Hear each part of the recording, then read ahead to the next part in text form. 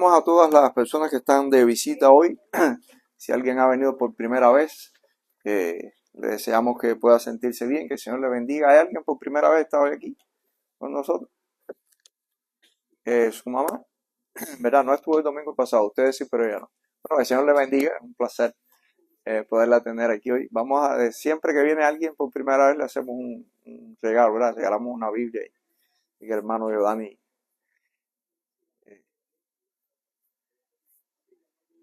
Que el Señor les bendiga a todos y nos gozamos de poder estar juntos. Mire, no me pusieron la imagen que te pedí que me pusieras.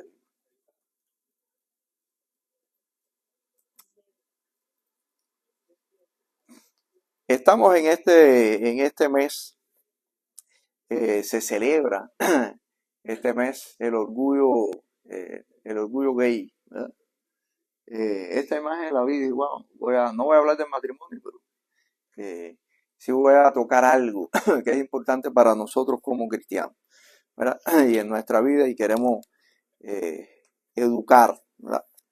Pero antes de hablar sobre el tema que quiero compartir, quiero decir algo que es importante. En estos momentos estoy haciendo un doctorado en consejería familiar y estoy precisamente estudiando la asignatura de psicología. Ahora, a mí me encanta la psicología.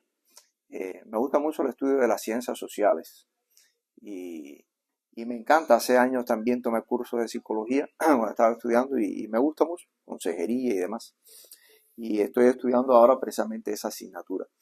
Y una de las cosas que he podido observar y de las que estoy aprendiendo en el campo de la psicología es que la mayoría de los estudios de psicología y demás, una de las cosas que concuerdan es que desde las primeras etapas de la infancia de un niño empieza el ser humano a recibir aprendizaje y toda una serie de cosas, y desde esa temprana edad empiezan también a desarrollarse los distintos trastornos y deformaciones que a veces el ser humano sufre desde el punto de vista emocional, psicológico y todas estas cosas, ¿verdad? La psicología tiene como propósito precisamente conocer el comportamiento humano y tratar de ayudar, ¿verdad?, al ser humano en sus distintos procesos por los que pasa en la vida, problemas, todas esas cosas, tratar de ayudar al ser humano. Pero una cosa de lo que me gusta cuando estoy estudiando, y sobre todo cuando estoy estudiando todas estas asignaturas relacionadas con ciencias sociales, es que mientras más estudio la ciencia, más correlación veo entre la ciencia y la Biblia. Por muchos años se ha creído que la Biblia y la ciencia no concuerdan, pero mientras más estudio ciencia, cualquier tipo de ciencia, ya sea sociología, psicología o el mundo de la física, el mundo del espacio y demás, yo encuentro que hay una relación muy grande en las enseñanzas de la Biblia con lo que aparece, ¿verdad? La ciencia moderna lo único que hace es descubrir lo que la Biblia estaba confirmando. Y una de las cosas que nosotros podemos ver en la palabra de Dios, y en este sentido la Biblia aventaja todas las ciencias, es que los problemas del ser humano y sus trastornos, tanto emocionales, espirituales y físicos también, la raíz está en el pecado. Por eso la Biblia habla tanto de tratar el pecado, no tanto nuestro comportamiento, porque el pecado no es lo que usted hace, y eso es importante entenderlo. A veces decimos, ¿qué cosa es pecado? Portarme mal. Portarse mal no es pecado. Usted dirá, pastor, ¿qué usted está diciendo? No, portarse mal es el resultado del pecado. En la Biblia nos enseña que el pecado degenera en conducta. Y ahí aparecen lo que también la Biblia se menciona como conductas pecaminosas. Y la raíz del problema de esas conductas está en lo que Giovanni estaba hablando en la mañana en el devocional. Cuando el hombre rechaza a Dios en su vida y se desconecta de Dios, su estilo de vida empieza a degenerar en una conducta pecaminosa. Eso es lo que enseña la Biblia. ¿Por qué? Porque estamos diseñados para estar conectados con Dios. Y cuando nos desconectamos de Dios, y eso es lo que significa la palabra pecado, Cuando me separo de Dios, entonces el ser humano empieza a tener, se deforma emocionalmente, psicológicamente, psíquicamente, empieza a haber un trastorno porque no estamos diseñados para andar desconectados de Dios. Yo trabajo con equipos en mi trabajo, equipos, la mayoría de ellos, equipos mecánicos, pero todos esos equipos tienen una computadora que es la que ordena todo el funcionamiento del equipo. Cuando hay algún cable suelto, alguna conexión que está rota, cuando hay un cable que está partido, la máquina empieza a dar problemas y te empieza a dar códigos, indicaciones, señales de que algo está funcionando mal. Y cuando la computadora del equipo, el que es la que manda toda la información a la máquina, no sirve, la máquina no funciona. O empieza a dar funcionamientos muchas veces erráticos. A veces hace la función, a veces no las hace, o a veces las hace invertido. Usted está dando un movimiento y él lo hace invertido, porque hay un problema. Y eso es lo que la Biblia nos enseña. La Biblia dice que la vida emana de Dios. Dios nos dio la vida. Cuando Dios hizo el universo, dice la palabra de Dios, que le dio autoridad al mar, dice la Biblia. Y el mar, dice la Biblia, dio aliento de vida. Y cuando creó la tierra, dice, Dios le dio autoridad a la tierra para que produjera aliento de vida. Pero cuando hizo al ser humano, no le dio la autoridad a la naturaleza. Dice la Biblia que Dios mismo sopló en el hombre aliento de vida. Dios nos dio su aliento. Cuando nos desconectamos de Dios, hemos perdido nuestra orientación en la vida. Eso es el pecado. Y ahí empezamos a degenerar en conducta, empezamos a vivir como queremos. Y Dani mencionó ahorita, ¿verdad? Todas las conductas del ser humano, y como el ser humano, conociendo a Dios, lo rechazó, dice que Dios lo dejó a su estilo de vida. ¿Eso es lo que quieres vivir? Vive. No hay bendición más mala en la vida que cuando Dios te deja tus propios caprichos. ¿Eso es lo que quieres? Cógelo. ¿Así quieres vivir? Pues vive así. Y ahí nos corrompemos y nos destruimos.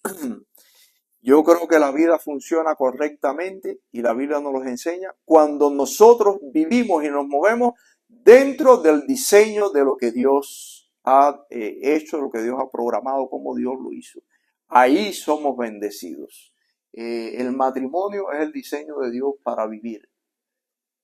No solo, es decir, glorificamos a Cristo cuando nosotros vivimos dentro del diseño divino. Hoy en día se está creando una imagen muchas veces torcida y manipulada del matrimonio. De hecho, hay una frase que hace tiempo se acuñó en nuestras sociedades, que la familia es la base de la sociedad. Eso es mentira. La familia no es la base de la sociedad. Porque ¿qué forma una familia? Porque hay que ir por paso. ¿Qué forma una familia? El matrimonio. El matrimonio es la base de la sociedad. Un matrimonio disfuncional genera familias disfuncionales y una familia disfuncional crea una sociedad disfuncional. El problema no está en hacer familia, porque el concepto hoy de familia es que todos podemos convivir juntos y bien. Y entonces no se le da valor al matrimonio. Si tú no trabajas en el matrimonio, si tú no construyes buenos matrimonios, no vas a tener buenas familias. Y ahí está el problema. Dios diseñó un matrimonio. ¿Para qué? Para que hiciera una familia, y la familia crea una sociedad. Es el diseño divino. Cuando trastrocamos todo eso, empezamos a tener problemas sociales, ¿verdad? Y ese es el conflicto. He titulado, hermanos, la meditación de esta mañana, un llamado de advertencia. Y me gustaría que leyéramos en la palabra de Dios en 2 de Timoteo 3, capítulo 1. Dice la palabra de Dios, también debes saber esto, que en los postreros días vendrán tiempos peligrosos. Vamos a orar. Padre, una vez más, gracias por este día. Gracias por permitirnos estar aquí, compartir juntos. Permite, oh Señor, que tu palabra sea eficaz en nuestras vidas y que Cristo sea hoy aceptado, reconocido y glorificado. En el nombre de Jesucristo te oramos. Amén. Hermanos míos, No voy a hablar específicamente, como los dije, acerca del homosexualismo, pero no hemos querido dejar pasar por alto este tiempo, porque este mes se está celebrando el orgullo gay. Y como iglesia, no creo que para nosotros sea una amenaza de nada por el estilo, pero necesitamos hablar, ¿verdad? ¿Qué enseña la palabra de Dios acerca de nuestras vidas? Y quiero compartir, importante esto, el apóstol Pablo le está recordando a Timoteo cómo se vive en los últimos tiempos. Dice la palabra de Dios, también debes saber esto, es una advertencia a Timoteo. Debes conocer, debes estar atento, debes abrir tus ojos y observar cómo se va a vivir en los últimos tiempos, le dice Timoteo. En el tiempo del fin, le dijo Pablo a Timoteo. México es uno de los países que más sufre de problemas de terremotos y temblores de tierra y demás, ¿verdad? Ellos han diseñado un sistema de alarmas para advertir a la población, un sistema de alerta que le llaman ellos sistema de alerta sísmica. Y ellos crearon o diseñaron este sistema al que le han llamado sistema de alertas temprana para sismos. Ellos están considerados en este mundo de la geofísica los pioneros en la creación de este sistema de alarma. De hecho, creo que es uno de los mejores del mundo, si no el mejor, porque ellos fueron los que lo diseñaron. Porque es uno de los países que más sufre de este problema. Y ellos son pioneros en este campo. El propósito es proteger vidas, salvaguardar bienes y reducir los daños. El propósito de este sistema de alarmas o de advertencia, ¿verdad? Dice que la eficacia del sistema depende de que la población en riesgo conozca las acciones que debe llevar a cabo al escuchar el sonido de aviso de alerta de sismos. La eficacia depende de cómo reacciona usted al escuchar la alarma. El tiempo de oportunidad, escuche esto, es considerado entre el intervalo entre que suena la alarma y que el sismo llega. El tiempo de oportunidad está en ese intervalo. ¿Usted sabe cuánto tiempo tienen para reaccionar entre ese intervalo de tiempo? El tiempo que tienen para reaccionar es entre 20 y 120 segundos. Todo va dependiendo de la distancia a que se encuentre la ciudad o las personas del epicentro del sismo. Si usted está muy cerca, es probable que nada más que tenga 20 segundos para reaccionar. Si está un poco más distante, entonces es probable que tenga hasta 120 segundos de reacción. Todo depende de la distancia a la que te encuentras. Este sistema cumple con 4 elementos importantes. Primero, conocimiento del riesgo. Dice que en los primeros segundos en que empieza el sismo, ya se puede determinar la magnitud que va a tener el sismo. Así que el primer elemento que compone este sistema de alarma es el conocimiento del riesgo. Segundo, sistema de monitoreo y alerta. Si le pueden dar seguimiento para poder después hacer una alerta o una advertencia. En tercer lugar, la difusión y la comunicación. Una vez que está advertido, todo eso se hace en fracciones de segundo. Entonces se lanza una advertencia, una alerta a las ciudades para estar prevenida del asunto. Y por último, capacidad de respuesta. ¿Qué vamos a hacer ante lo que está sucediendo?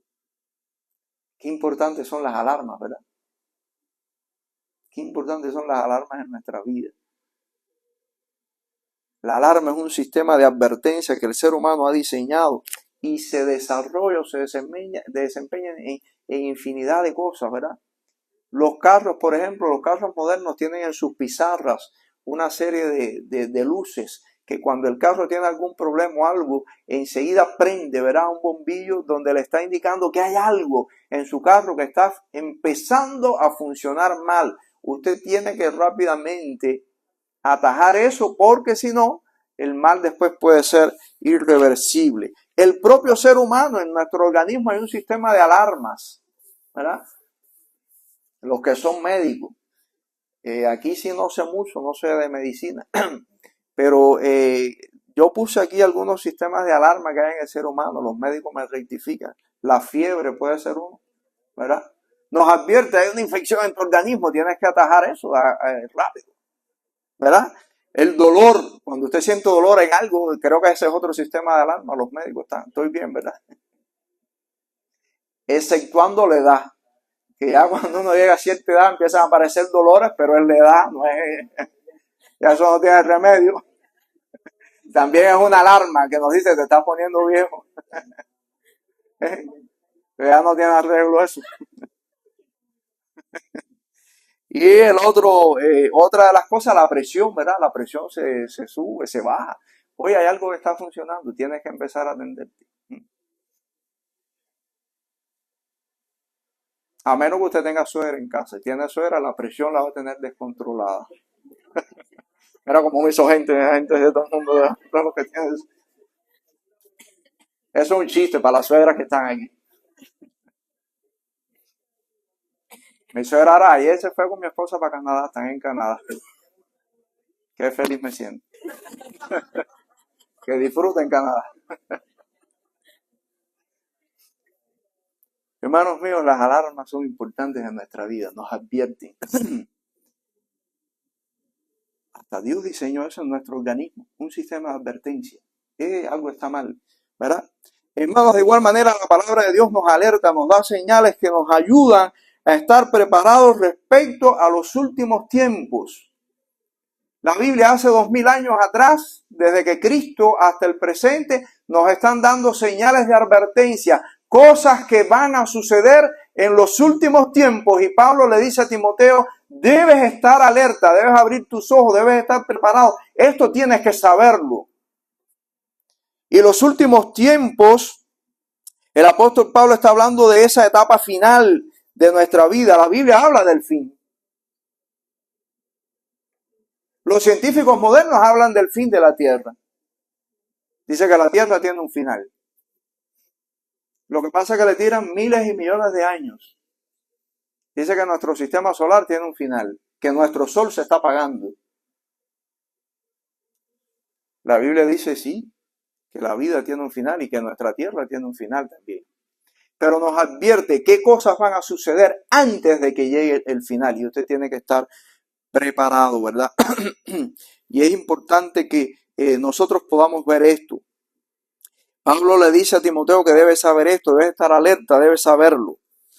No podemos ser ignorantes, hermanos míos, respecto a nuestro vivir en este mundo.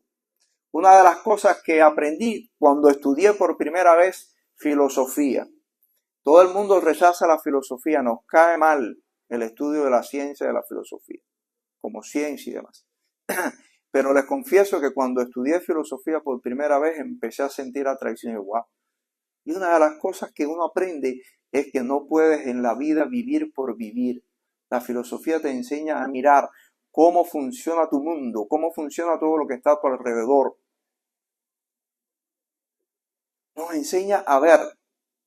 Y el apóstol Pablo precisamente le está diciendo a Timoteo que tienes que observar el mundo, cómo vive, qué está pasando. Miren, es curioso que los cambios en la vida y aún en nosotros se van produciendo poco a poco. Ningún cambio llega de pronto. Las cosas van sucediendo poco a poco. Pero en este caso el apóstol Pablo hace una advertencia bien interesante y la quiero compartir con ustedes. Una pregunta que debemos hacernos y que Pablo le estaba tratando de que Timoteo viera es ¿qué era lo que Timoteo necesitaba saber? Pablo le dice, debes saber esto. ¿Qué era lo que él necesitaba saber? Que no debe pasar por alto en su vida. Esa es una pregunta importante. ¿Qué no debes pasar por alto, Timoteo, en tu andar por esta vida? Lo primero es que él tenía que saber que estaba en el tiempo final. Una de las cosas que a veces me preocupa de la teología cristiana cuando hablamos de Apocalipsis es que miramos el Apocalipsis como un evento futuro. Eso sucederá algún día. Pero la Biblia nos deja ver que el fin comenzó en la era apostólica.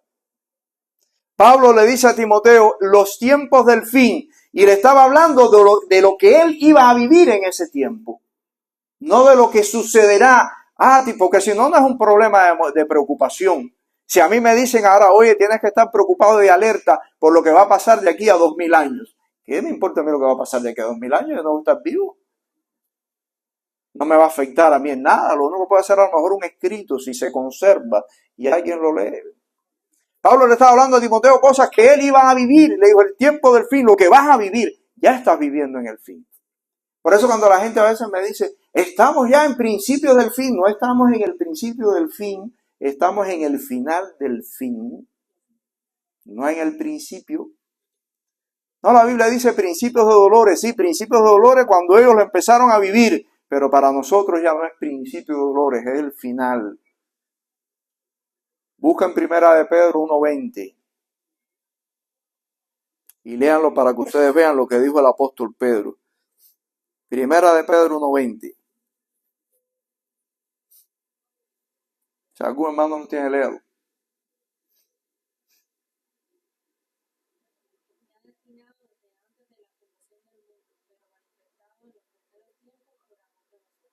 Ajá. Les voy a leer en otra versión de la Biblia. Cristo, a quien escogió antes de la creación del mundo, se ha manifestado en estos últimos tiempos. Pedro dice, en estos últimos tiempos. El tiempo del fin comenzó en aquel entonces. Lo primero que Timoteo necesitaba saber era que estaba en el fin. Lo segundo es que lo que sucedería en esos tiempos finales era inminente. Nuestra Biblia en español, la Reina Valera, tradujo desde luego para poder entender en nuestro propio idioma, pero se comió una palabra en la traducción. En el texto griego, la palabra dice, en los últimos días serán inminentes tiempos difíciles. Dice el texto en el que se escribió originalmente el Nuevo Testamento. Dice la Biblia, en los últimos días serán inminentes tiempos difíciles. El diccionario de la lengua española define la palabra inminente como algo que amenaza o está para suceder muy pronto. Pablo le dice a Timoteo lo que ya está para suceder o lo que tal vez ya está sucediendo. Era algo rápido, urgente. No es una espera, un impacto de tiempo. Va a ir sucediendo poco a poco. No, Timoteo, esto es lo que ya va a suceder. Es lo que está sucediendo y lo que Pablo le cuenta a Timoteo. Así que lo que Pablo le está diciendo a Timoteo es alerta ya, porque ya está en función este sistema de vida. Los cambios en la moral de nuestra cultura respecto al matrimonio y a la sexualidad es curioso que han aparecido de una manera inminente en nuestros tiempos hoy. Siempre ha existido el homosexualismo, siempre ha habido todas esas cosas, inmoralidad de todo tipo, pero casi siempre ha estado centralizado en algunos lugares. Pero lo que estamos viviendo hoy es mundial y ha sucedido en cuestión de años. Y ya no es algo que ha venido paulatinamente, es algo que se está imponiendo socialmente. Se nos está imponiendo un sistema de educación con respecto, hay un énfasis con respecto a la sexualidad y al matrimonio desmedido. Esa es una de las características de los últimos tiempos narradas en la Biblia. Una descripción que hace Pablo del carácter de los hombres de los últimos tiempos. Dice el apóstol Pablo, debe saber, saber esto, porque habrá hombres amadores de sí mismos, avaros, vanagloriosos, soberbios, blasfemos, desobedientes a los padres, ingratos, impíos, sin afecto natural, implacables, calumniadores, intemperantes, crueles, aborrecedores de lo bueno, traidores, impetuosos, infatuados, amadores de los deleites más que de Dios, que tendrán apariencia de piedad, pero negarán la eficacia de ella. Pablo describe el carácter de estos hombres. En otras palabras, dice amadores de sí mismos. Un concepto errado del amor, un amor concentrado hacia sí mismo, un amor egocéntrico. Yo recuerdo cuando estaba en Cuba, usted iba a la tienda y compraba cualquier cosa en la shopping. Y la propaganda que decía, las habitas afuera, decía, lo mío primero. Parece una simple propaganda, pero eso va entrando en un sistema social de vida. Lo mío primero, yo primero, después usted.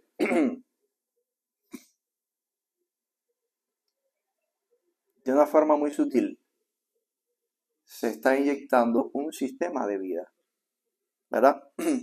Pablo dice, hombres amadores de sí mismos, amigos del dinero.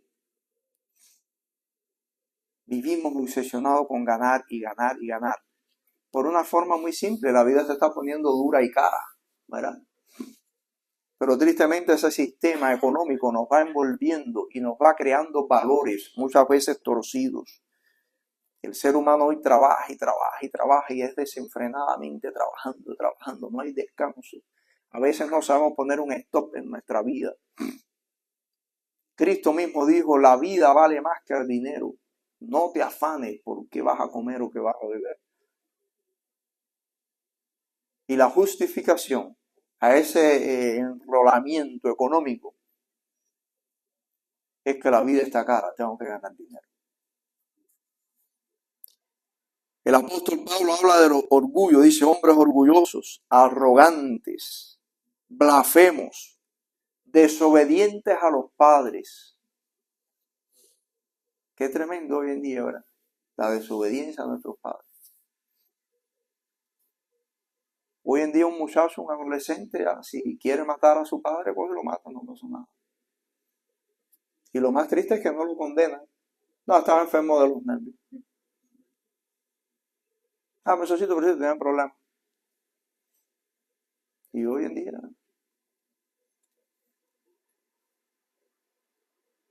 y como hablamos el domingo pasado, indiscutiblemente a veces tenemos que decir lo que era antes. A mí me enseñaron antes a respetar a mis padres. Aunque estuvieran equivocados. Porque hay un respeto hacia la autoridad. Tiene que existir un respeto hacia la autoridad. El sistema educativo moderno le enseña a los padres le tienen miedo a los hijos, le educan con miedo a sus hijos. Cuando el hijo se porta mal, le dan un teléfono para que se calle. Ay. Hoy, para que el niño se calle, te dan un teléfono. Antes, cuando nuestros padres nos criaron, nos decían, hasta que no te calles, no te doy el teléfono. Y uno tenía que escoger, o te callas. Claro, antes no había teléfono. Pero nos decían, hasta que no te calles, no te doy el juguete, no te doy esto, lo otro. No sales hasta que no te calles. Los padres no tenían miedo de educar a sus hijos. Hoy se educa con miedo. El niño tiene casi más autoridad que el padre. El apóstol Pablo habla de hombres desobedientes a sus padres, ingratos. Una de las cosas que estoy viendo en este país muchísimo es la ingratitud. Con todo respeto, porque también lo soy, pero sobre todo de los emigrantes. Tengamos cuidado con la ingratitud, que es un mal. Es un mal que trae consecuencias a largo plazo.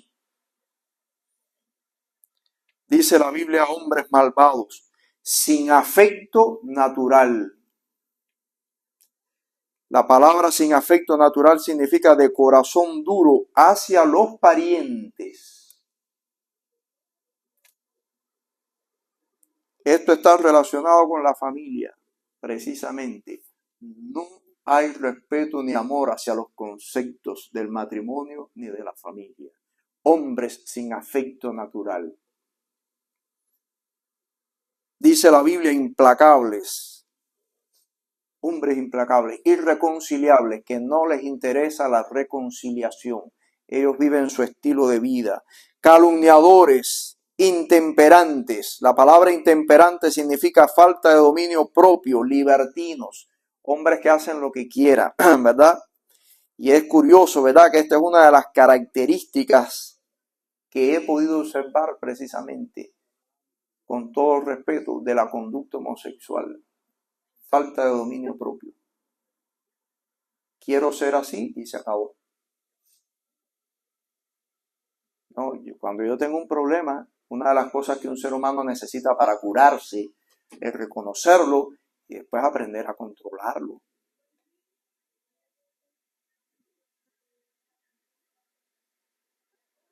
Pablo dice, hombres con falta de dominio propio, intemperantes, no pueden controlar.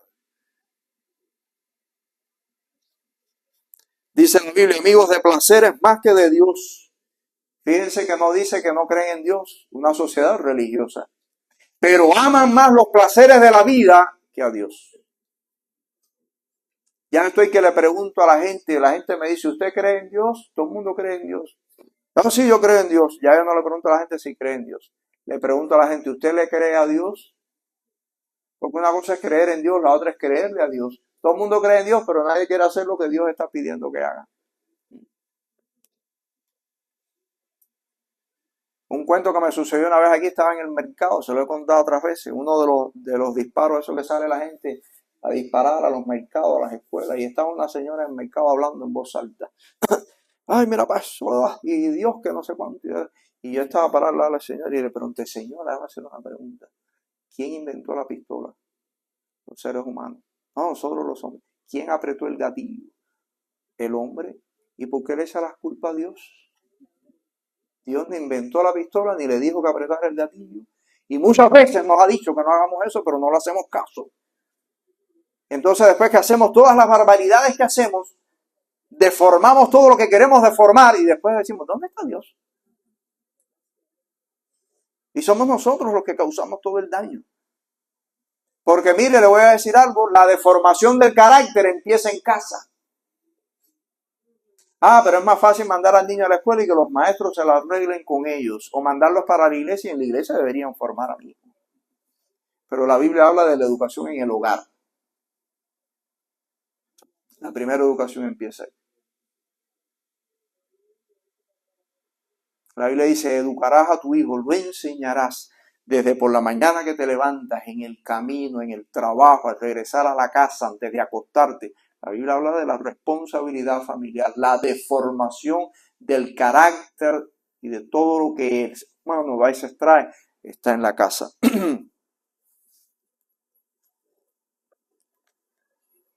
Pablo habla del carácter de los hombres. Lo que estamos viviendo es señal de los últimos tiempos.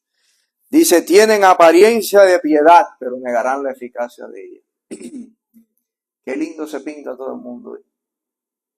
Y bajo la justificación, uy, qué buenas personas son. No, soy buena gente, yo no le hago daño a nadie. Cuando dice la Biblia, apariencia de piedad, pero niegan la eficacia de ella. La Biblia dice también que Sodoma es puesto como ejemplo de los últimos tiempos. El apóstol Pedro habla de la conducta de los sodomitas. En la Biblia la expresión sodomita es una expresión relacionada precisamente al homosexualismo, a la práctica. Son hombres libertinos, dice la Biblia, nefanda conducta. Cuando Pedro habla ahí de la conducta, dice de los sodomitas, que dice que Lot, dice, abrumaba su alma, se entristecía por la nefanda conducta de los sodomitas. Sodoma es una ciudad en la Biblia puesta como ejemplo y la Biblia la transporta para el tiempo del fin.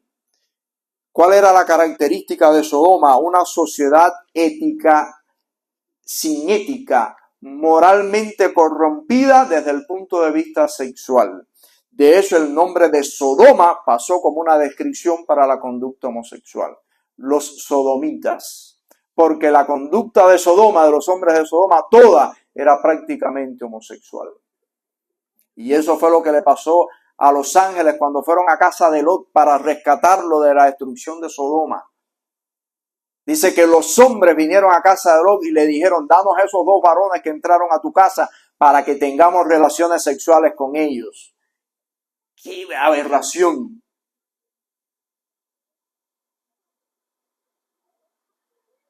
Pasó a la historia como una ciudad, como un modelo de destrucción para las ciudades, dice, que siguieron su ejemplo. La lascivia lo menciona también como un pecado del apóstol Pablo, el vicio, la lascivia es vicio, el libertinaje, la indecencia, todas esas cosas. Primera de Timoteo capítulo 1 versículo 10, la Biblia dice en la carta del apóstol Pablo a Timoteo capítulo 1 versículo 10, dice Pablo y se los voy a leer. Dice aquí la Biblia, para los fornicarios, para los sodomitas, para los secuestradores, hablando de la ley de Dios, dice que la ley es para los fornicarios, para los sodomitas, para los secuestradores, para los mentirosos y pérjuros, y para cuantos se opongan a la sana doctrina. Dice que la ley de Dios es para ese tipo de personas. Y Judas, en su carta, en el capítulo 1 también, habla de esta conducta. Hermanos míos, la conducta de los habitantes de Sodoma era precisamente una conducta antinatural. Apocalipsis 11:8 dice que los israelitas, Apocalipsis 11:8, hablando de los últimos tiempos, cuando habla de los dos testigos, dice 2 testigos que Dios enviará para predicar y se tendrán autoridad y aquí y allá. Dice, pero los matarán. Dice, los matarán en la gran ciudad, que en sentido figurado es Sodoma y Egipto. Y la misma ciudad donde crucificaron al Señor. Así que Israel, en los últimos tiempos, adoptará la conducta de Sodoma y de Egipto. Moralmente corrompidos y hundidos en la idolatría de Egipto. Egipto, un símbolo de idolatría. Sodoma, un símbolo de inmoralidad sexual. Dice, y allí matarán a los 2 testigos. Ese es el final de estos tiempos. Por eso es un llamado de alerta. ¿Qué estamos viendo para el final? Le dice Pablo a Timoteo. Y eso es lo que vamos a ver. Hermanos, concluimos. La cuestión es cómo reaccionaremos ante esto. ¿Cómo vamos a reaccionar? En primer lugar, no nos quedemos callados. Pedro dice que debemos estar preparados para presentar defensa con mansedumbre. No nos callemos. El otro día vi a alguien publicó, estaba interesante. Como estamos en el mes del orgullo gay, un grupo de personas, no sé en qué ciudad, salió a la calle de matrimonios con sus hijos, el orgullo matrimonial. Estamos orgullosos matrimonialmente. Porque a veces nos callamos, no queremos conflictos, no queremos problemas y dejamos que el mal... Miren, no se trata de conflictos y de problemas, sino de defender también lo que es justo y correcto. Estamos llamados socialmente a defender lo que es justo y lo que es correcto. Creo que a veces también es un pecado callarse la boca. Defendamos, hermanos míos, la pureza sexual. Hoy se nos juzga como homofóbicos. Me puse a buscar en el internet qué significa homofobia. Y ustedes saben que encontré que no hay relación entre el significado de la palabra y el significado que se le da socialmente. Y wow, qué manipulación de información. Toda la información que leí dice homofobia, las personas que rechazan u odian a las homosexuales. Pero eso no es lo que significa la palabra homofobia. Cuando usted busca el significado de la palabra homofobia, usted va a descubrir que homofóbicos son los homosexuales, no nosotros. Porque homofobia es una palabra griega compuesta de 2 palabras. Homo, que significa igual, fobia es miedo.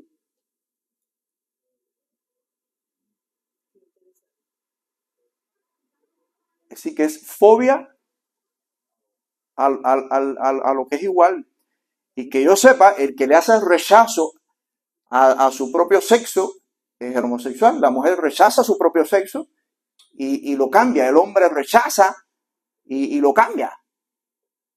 Entonces lo que es homofóbico es la persona que le tiene miedo a lo mismo, a lo que es lo mismo que él. Y que yo sepa, nosotros no somos homofóbicos. Yo no rechazo al hombre porque es hombre, ni a la mujer porque es mujer. Sin embargo, todas las definiciones que ponen es todo lo contrario. Por eso es que uno tiene que estar preparado, educarse, aprender, estudiar. No es de extrañarnos que el ministerio de la iglesia sea educativo. Cristo dijo enseñar. La gran comisión es enseñar, aprender. Tenemos que enseñar para educar. En primer lugar, estar preparados, ¿verdad? Defender eso. En segundo lugar, seamos respetuosos y no rechacemos a las personas porque practican todas esas conductas. Porque a veces nuestros conceptos nos hacen rechazar a las personas. Tengamos cuidado. Una cosa es conocer, estar bien informado para poder hablar correctamente. La segunda cosa es rechazar a las personas Uno tiene que aprender a aceptar a la gente, a amar a la gente, porque están perdidos. La Biblia dice que Dios quiere, los pasajes que hemos leído, Dios quiere que todos los hombres sean salvos. Y Cristo murió por el pecado de todos ellos. Es más, le voy a decir algo interesante en la Biblia. Jesucristo, cuando fue a la ciudad de Capernaum y la ciudad de Capernaum no aceptó el evangelio que les predicó, Cristo volvió a poner como ejemplo a Sodoma, pero ahora lo usó positivamente. Cristo dijo, si este evangelio hubiera sido anunciado en Sodoma, ellos se hubieran arrepentido. Así que son personas, aunque corrompidas, pero con posibilidades de cambio, de arrepentimiento. Y Cristo dijo, si a Sodoma le hubieran dado la oportunidad que ustedes hoy se les está dando, ellos se hubieran arrepentido. Por lo tanto, no podemos rechazar a nadie.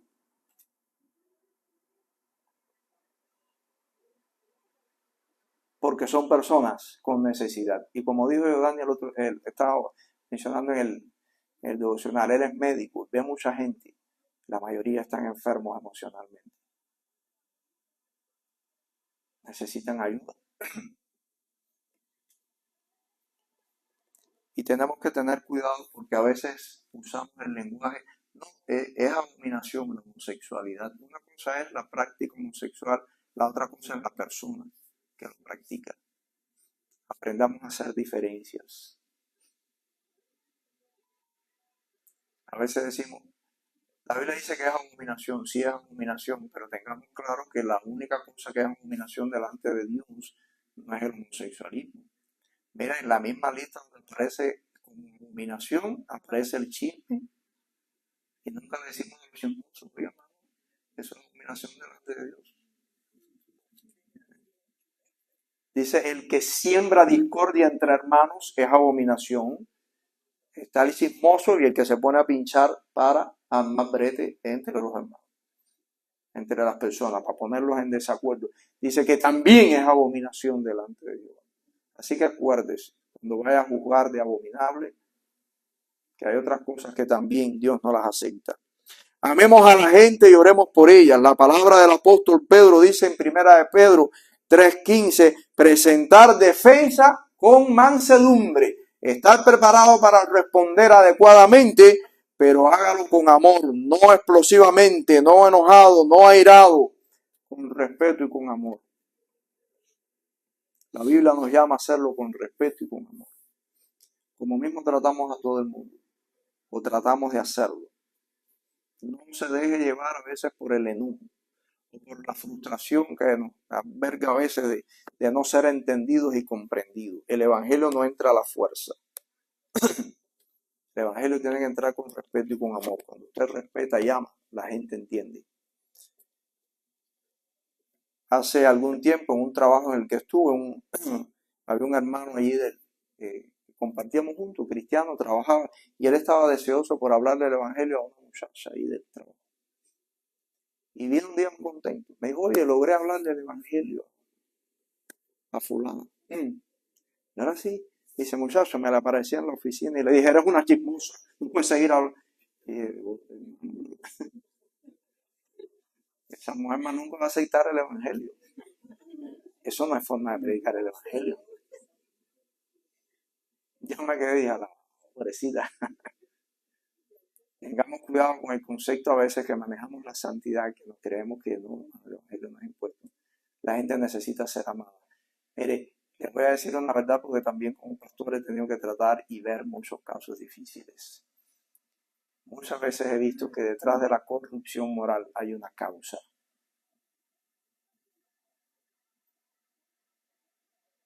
No siempre todo el que es malo porque quiere ser malo.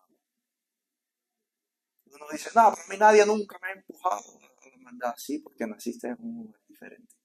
Y puedes darle gracias a Dios por eso. Pero hay gente que no tuvo esa oportunidad.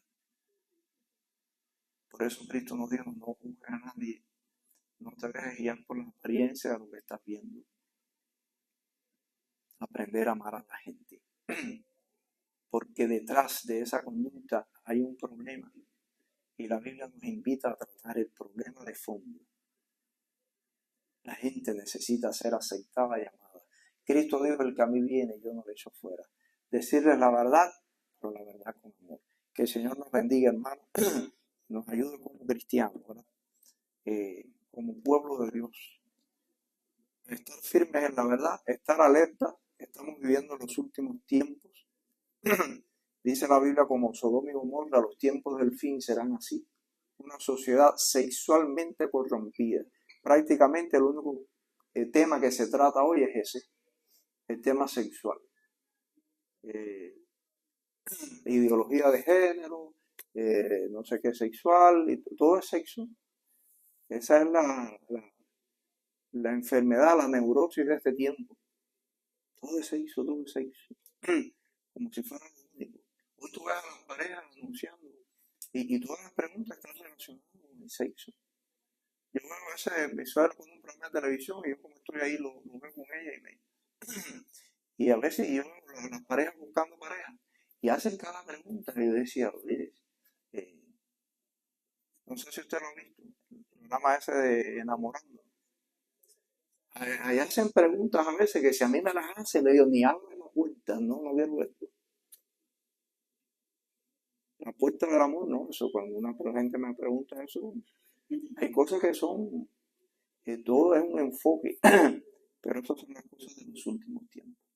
La Biblia habla de una sociedad corrompida sexualmente. Señales de advertencia, estamos llegando al final. Pero nuestra función como iglesia es enseñar y educar y mostrar el amor que la gente nos ha recibido. El amor que nos ha recibido puede ser mostrar a través de Cristo. Cristo puede sanar y restaurar nuestras vidas. La única manera que no podemos mostrar es el amor, es que a que usted no haya sido sanado todavía. Si usted no ha sido sanado, tiene que arreglarse. Porque el Evangelio precisamente es un mensaje que comunica el amor de Dios a través de nosotros. A través de nosotros. Hermanos, que el Señor nos bendiga y le damos gracias a Dios. Padre, gracias te damos por el día, gracias por tu palabra, gracias por tus bendiciones. Gracias porque Cristo un día nos sanó y nos perdonó. Nos libraste de la culpa. ¿Cuánta gente hay en este mundo bajo los efectos de la culpa? Queriendo liberar la culpa, aceptando conceptos y estilos de vida que son dañinos. Y nos juzgan a nosotros de predicar sobre la culpa. Nosotros somos el pueblo que predicamos cómo liberarse de la culpa. Ayuda a la gente a entender eso. Ayúdanos, Señor, y úsanos para hablarle a las personas del amor transformador de Cristo, que es lo único que puede arreglar a un ser humano. Te pedimos tu bendición para nuestras vidas, para la iglesia, para cada hermano que está aquí presente en este tiempo, para los jóvenes, para los niños, para los adultos, que tu gracia, oh Señor, pueda inundar sus mentes y sus corazones y que puedan crecer en el conocimiento de tu verdad. Prepáranos para el tiempo del fin, Señor, para cuando tú vengas a buscar a tu iglesia, que estemos listos. Y Padre, ayúdanos a predicar el Evangelio y que el Evangelio sea creído, que podamos predicar una palabra que salga de nuestra boca llena de la gracia tuya, Señor.